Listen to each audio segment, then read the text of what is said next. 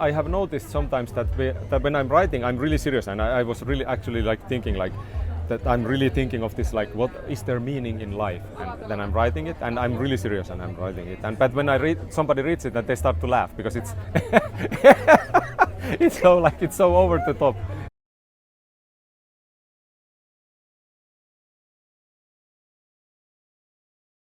Kaivosala on tulevaisuutta. Sahojen aika on jo mennyt.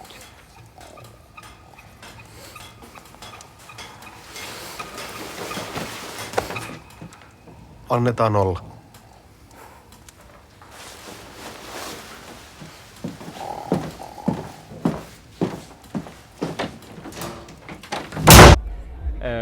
My name is Mikko Myllylahti, and I come from Finland.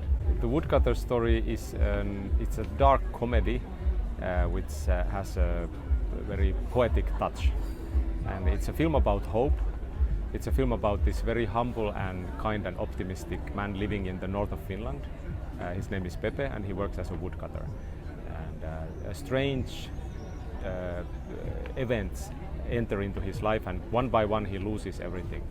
And he is put into this test, or his hope and his optimism is put into this test. And that's the core of the film, because I wanted to make this film to search for the possibility of hope in the modern world without religion in that sense. So it's an existential film. But you have an inspiration from some real story or a meeting in your life? Yes, I have an old house, and there was a tree in my yard, and I wanted to cut it down because it was blocking the daylight. And I thought that first that maybe I do it myself, but I'm a poet, so I think it's gonna turn out not very nice because it's gonna fall on the house, and then my house is ruined. So I searched for these yellow pages, and I found this. That was an ad of a woodcutter, and I called and said, "Can you come and cut this tree in my yard?" Yeah. And there was this man who came, and he was really peculiar, and he was also from the north, where I come from. And I was so fascinated by him. He was like, there seems to be like some kind of mystery in him, and he seems to have this strange faith into something that things will turn out good. Because when I started to talk with him, I realized that he had like a really hard life story, but still he was really happy and optimistic. And I thought that this is crazy. Like how can he be like that? And I thought that what if I start to write a story that has this kind of character? I mean, he was the inspiration, so I started to create this fictional character based on this encounter. And at the same time, I felt that I want to make a story just to test that, because I don't believe in this. I don't believe this hope, because I'm very optimistic as well, but I still want to test it. That can it be? And this led me into thinking of the Book of Job of the Bible, because I think the story is very fascinating that they test this faith of this really simple man in the Bible. And so I kind of wanted to do like an adaptation of that. But I mean, it turned out to be like a dark comedy set in north of Finland in the winter, but it's still like an adaptation of the Book of Job. Listen, I found really weird and fascinating this supernatural touch. Yeah. Can you please tell us how did you work on this aspect? Yes, it was actually when I was writing, and sometimes I do that. I think that the nice process of writing is that you have to be like really sensible at sometimes and really analytical, because when you start to create the story and you have to think of things. But sometimes I like to do that. I get up like really early, and because then your mind is still like really fresh and you are like in touch with your subconscious. And sometimes when I was writing, like getting like really early up and started to write, and I had these visions of this electric ball is gonna enter, and this burning car will appear. Was from Cocoon or not? Sorry? From Cocoon, the movie? No, I haven't seen that. No. And but also I felt that in this world which I wanted to kind of portray in the film, it has to have this magical realism. It has to have this, because I want to show that the reality we have, there are like these holes that something else is coming through, and there is like a transcendent connection. So that was really important to me. I mean, I understand that maybe they are not something that makes sense all the time, but I mean, I think it's like you have to feel it, and it's very important to understand that there is something else, because it deals with these issues. That is there meaning in life? Is there, where are we going, and what are we? Yes, even Federico Fellini used to write at the very beginning in the morning. Yes. Because it was, you have the dream state in transition with the reality. There is this character asking the meaning of life. Yes. And this is something that is often repeated during the movie. Yes. I think it's the side characters, because I have a main character who seems to be the same. He seems to have this, like, no matter what happens, he will say that we will be fine, and he just keeps on and carries on, and that's his optimism and that's his hope. But the others, they are like, there's the best friend who goes really crazy because of what happens in the family, and then he gets so jealous and he kind of basically destroys himself. And that's like one thing we do when we face something like encounter with this ordeal, something really bad happens, that some people, they destroy themselves. And then there are always those who ask the questions and who are trying to search for something. I need meaning in my life. That's the character that's working in the mind.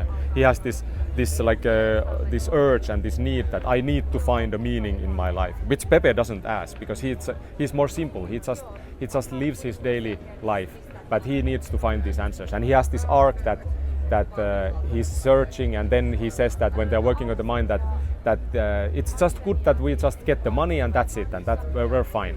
And then, but there has to be something more. And then he encounters the psychic singer, and he joins the cult, and then ends up killing the the mentor. So it's like a crazy arc, but I think it's important in the film. And this psychic, you have someone in your mind. Some real character in history. Well, actually, when I was young and I was in school, and for some reason, I don't have this. I'm not like religious, but when we were in school and they took us to church just to see, and there was this occasion where they were praying for people. I mean, it was some strange like Lutheran sect or something. I don't know what it was, and they prayed for us, and they put their hands on our heads, and people were fainting in the altar. And I was like, I don't believe in this. And then I went there because we were young and stupid, so we went there. And I went to the altar, and there was this really serious man, and he put his hand on and then I fainted. And it was really horrible. Really? Yeah, something happened to me. Yeah, I felt like this warm thing going through my body, and I think people say that it's like hypnosis. You can do this to somebody, but still I felt like almost like there was some kind of connection, but it wasn't good, and I didn't feel like the presence of God or anything. It was like it was scary, and it put me into this. I think I was 15 or 16, and it put me into an existential crisis for a week, and I didn't go to school for a couple of days because I was so shocked about the event. So I think that was something like where the psychic singer came from, because that's all. And obviously it's one option because in the village they all fall into this depression, and they all seem to lose the meaning, and the happy life is over, and they just stay there, and they are drinking, and they are destroying themselves. You have some directors in your mind, your references. Yes, I love poetic cinema. When I was in film school, I really liked Tarkovsky, for example. But I think my film is a bit different. But also one of my all-time favorites is Robert Bresson. Because from the north, I'm thinking about something in detail, but I don't want to name it. Yeah. I want to find out if you have some like from the north. Yes, someone that won in Venice, someone that was here many times. You mean the one director we were talking about? I think there's still it's not the same, but there was some influences. Maybe it was Roy Andersson. And was it what you were thinking? Yeah, yeah. Because I like his films. I mean, he does it in a very different way, yes. but I like the way he uses the tableau cinema as well, and he is pondering also these questions of existence and stuff like that. I think there is something Nordic about him. I mean, he's Swedish and I'm Finnish, so I mean there are similarities for sure. I'm curious to find out, how did you work with actors, especially how you built the relationship between the father and the son? Yes, that was something that we talked quite a bit with Jarkko, the main actor, because we both have kids. I have 2 boys, and he has, I think, 4 kids, so he has a lot. So then it's something, of course, we could share being a parent, even though it's a crazy word and it's not like psychological realism. But it felt really meaningful for him when he was reading the script, and we really built a lot of into that, because I mean sometimes maybe Pepe be seen as quite simple and sometimes even naive, but I think it's very touching for me that he takes care of the boy, even because the world is not it is a surrealistic world, but there is something really genuine about the father and the son, and I think I kind of laugh when the house is burning, even though it's horrible, but it's kind of funny. But when he needs to let go of the boy, I think that's very touching. Because I mean, in the end, we all have to let go of everything. In the end, I think the life is just basically this process of letting go, and so even like the ones we love. Mikä on kauheaa? Tämä tuska ihmisissä. Luulen ymmärtäväni, mitä tarkoitat. Moni uskoo hengellisen todellisuuteen, vaikka sitä ei ole olemassakaan. Jotkut tuntee sen herkemmin kuin toiset. Mutta siinä kaikki. Se on kauheaa ja vailla merkitystä.